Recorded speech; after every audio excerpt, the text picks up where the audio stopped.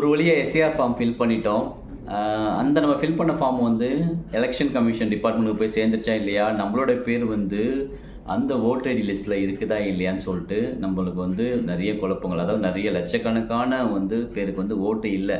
So உங்களுடைய பேர் வந்து அந்த லிஸ்ட்டில் இருக்கா இல்லையான்னு சொல்லிட்டு எப்படி சர்ச் பண்ணணும்னு சொல்லிட்டு சொல்கிறேன், கொஞ்சம் கவனமாக கேளுங்க.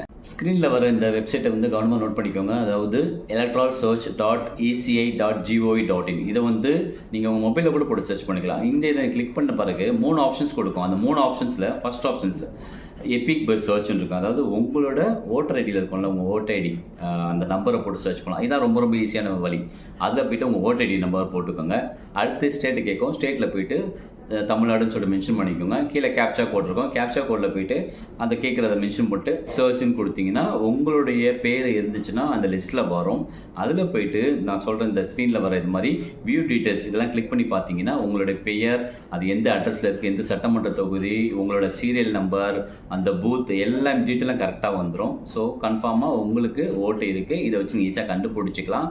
முக்கியமாக சப்போஸ் உங்களோட ஓட்டு அந்த லிஸ்ட்டில் வரலன்னா ஜனவரி 18ஆம் தேதிக்குள்ளார நீங்கள் வந்து கம்பல்சரி உங்களுடைய பிஎல்ஓட போய் செக் பண்ணிக்கோங்க. பிஎல்ஓ நம்பரும் அந்த கீழே இருக்கும். உங்களோட பிஎல்ஓ யாருன்னு சொல்லிட்டு அவங்கக்கிட்ட செக் பண்ணிக்கோங்க.